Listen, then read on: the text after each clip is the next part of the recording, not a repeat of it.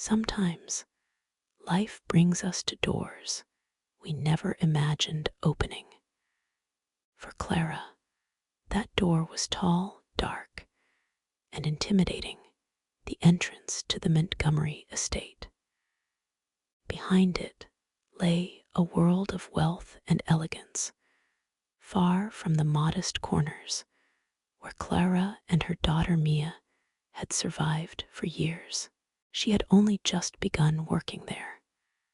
It was her first morning, and yet the bitter tone of her employer greeted her like cold wind.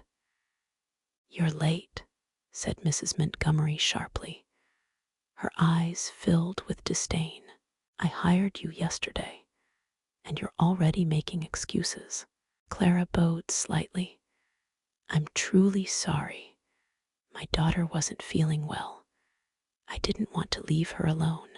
Mrs. Montgomery's scoff echoed through the marble hall. "There's always a story. Today it's your daughter. Tomorrow, who knows? And then you'll disappear without notice, asking for money I should never have paid." Clara stood her ground. "I promise I came here to work hard. If it's okay, may I bring Mia with me tomorrow? She's only 8, and I don't have anyone else." Mrs. Montgomery hesitated, then relented. "Fine, but she must behave. No running around, no touching anything, and both of you clean, bathed, presentable. Understood?" "Yes, ma'am, thank you." What Clara didn't realize then was how deep the chasm was between two women living under the same roof, one fed by excess, the other surviving on scraps. That day, Clara worked tirelessly.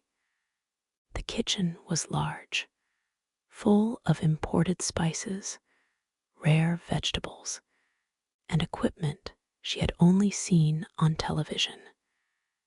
Today, make pasta, steamed chicken, chicken wings, rice, and salad, Mrs. Montgomery rattled off. "My daughter Abigail loves fresh juice. Prepare that too." "Yes, ma'am." The hours passed in quiet labor. Clara didn't complain, not about her aching feet, the heat from the stove, or the weight of hunger pressing down on her belly. Mia sat quietly in a corner, too afraid to ask for food, too hungry to smile. That night, Clara offered to serve dinner, but Mrs. Montgomery brushed her off. "Abigail and I ate out. Put everything in the fridge. Wash Abigail's uniform, and you may leave." Mia tugged on Clara's sleeve as they walked home. "Mama, will we get some of the food you cooked?" Clara opened her bag. Inside was a small container Mrs. Montgomery had given her, supposedly leftovers. When Mia opened it, her eyes dropped. "This isn't chicken pasta. It's old vegetables again, and it smells." "I'll make bread," Clara said, forcing a smile. Mia frowned. "You always promise something good, but it's always just dry bread and potatoes." Clara knelt beside her daughter. "Every food is good, darling." "No, it's not. I don't want this. You're the worst, Mom."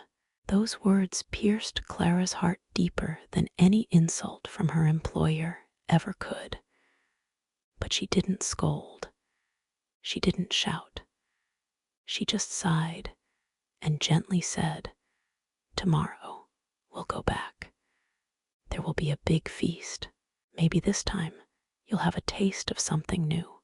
The following day, Clara and Mia returned to the estate. There was a buzz of activity, decorations, fragrances, laughter in the distance. A party was being prepared. Clara was told to cook in bulk. "There will be guests," Mrs. Montgomery announced, barely glancing at her.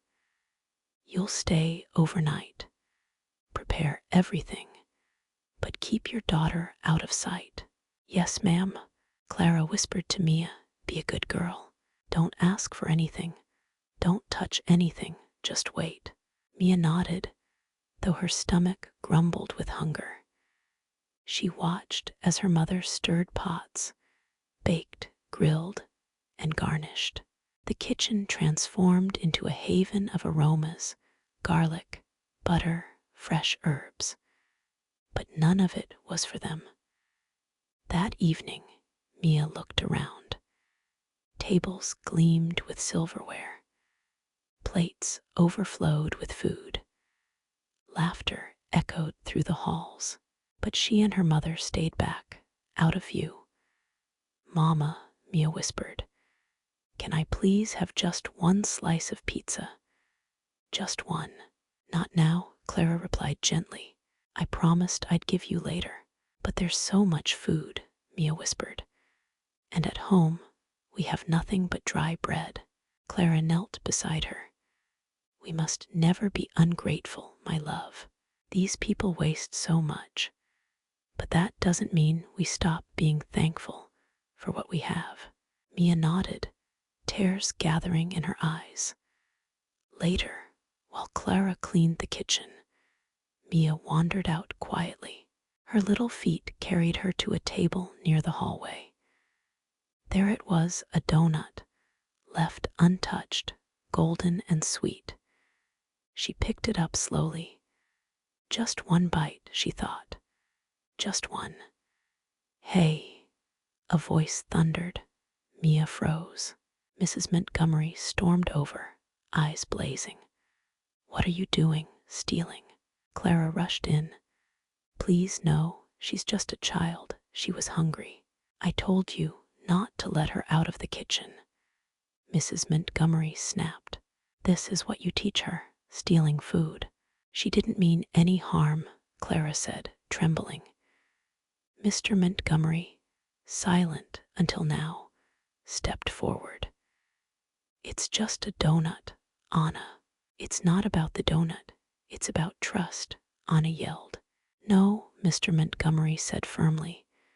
"It's about decency. You never even asked if they've eaten today." "Clara, please take this." He offered her money. Clara shook her head. "No, sir. We don't want money, just understanding." Anna turned away, fuming. "You can go." Mr. Montgomery watched his wife with quiet disappointment. "One day," he said, "you'll regret this." Night fell over the Montgomery mansion, but the celebration lingered. Guests chattered under the chandeliers, savoring desserts and sipping fine wine. Meanwhile, Clara gathered the empty dishes and cleaned the kitchen in silence, her hands moving methodically, though her heart still ached from the humiliation. She had barely spoken since Mia was scolded. The little girl sat in a corner, her head low, too ashamed to cry, too hungry to hope. Back in the grand hall, Anna Montgomery was glowing with pride. "The best party in this neighborhood is always mine," she said to a friend. "Did you see the variety on the table?" And Jack even made it back in time from his trip. But Jack wasn't smiling. His mind was still on the girl with trembling hands and tearful eyes. He looked at his wife, then at the untouched trays of food. Something in his chest tightened. Later that night, Abigail, Anna's daughter, complained of a headache. "Mom, I feel dizzy," she murmured. "Probably too much cake," Anna said with a chuckle. "Drink some water." But minutes later, Abigail collapsed. Panic swept through the house like wildfire. Jack rushed to her, cradling her head. "Abigail, sweetheart, stay with me. Call the doctor." Anna screamed. Within minutes, the party was forgotten. Guests cleared out. The mansion turned silent. As Jack and Anna waited for the ambulance, the fear in Anna's eyes began to deepen, not just fear of losing her daughter, but fear of something bigger, something she couldn't control. And then, like a whisper, a voice came not from the room, but from somewhere deeper, from the part of her heart she had long buried. You fed strangers with silver spoons, but let a hungry child be humiliated. You served luxury to the rich and scraps to the poor. You filled your house with guests, but emptied it of compassion. And now your own child suffers. Anna sat frozen, trembling. The voice was not loud, yet it thundered in her soul. Jack looked at her, his eyes heavy. This is what I meant. You treated Clara and her daughter like dirt. There was so much food on that table, and you beat a child over a donut. Anna said nothing. Her breath was shallow, her lips quivering. Guilt had a taste, and for the first time in her life, she could feel it. That night, she didn't sleep. She didn't touch her phone. She didn't scroll through the compliments about her party. She sat by Abigail's bed in the hospital, staring at the stillness in her daughter's face and wondering, had she traded her soul for status? Morning light crept through the hospital blinds, pale and hesitant. Anna hadn't moved from Abigail's bedside.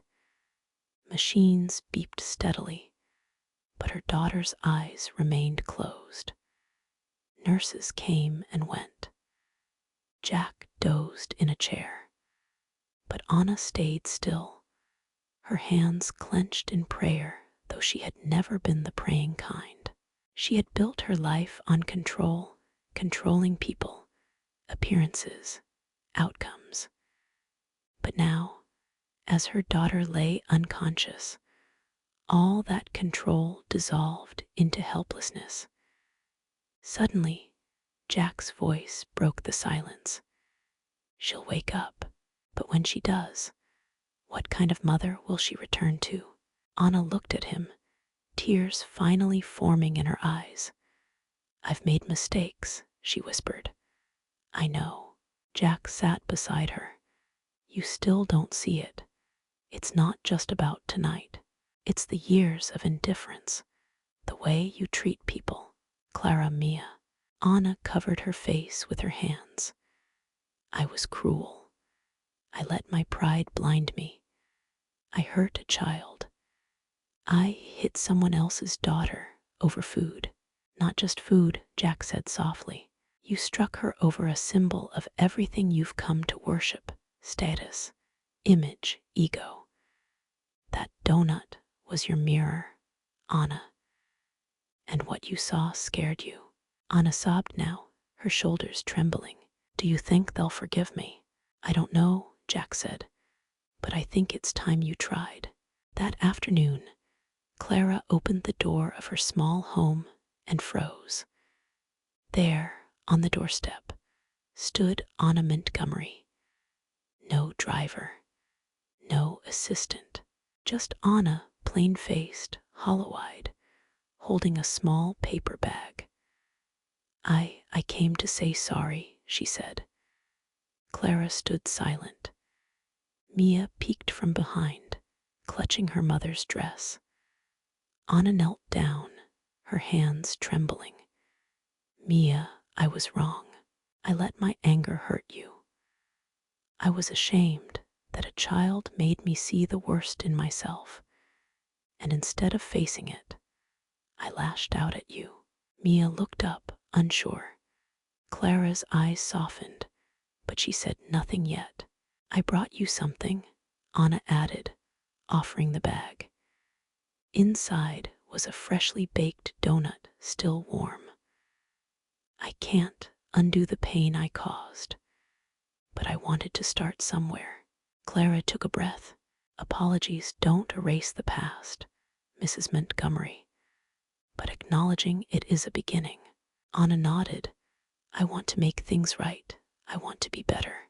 Then let it begin, Clara said quietly, stepping aside to let her in.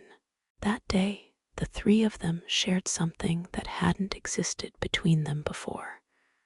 A moment of genuine humanity. There were no golden forks, no polished platters, just a wooden table, warm tea, and a donut that meant far more than its sweetness. Weeks passed. Abigail recovered fully, and she too came to visit Clara and Mia, shy but curious.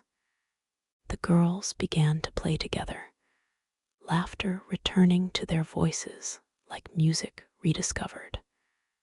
Anna changed, not in grand gestures, but in small, consistent ways. She listened more.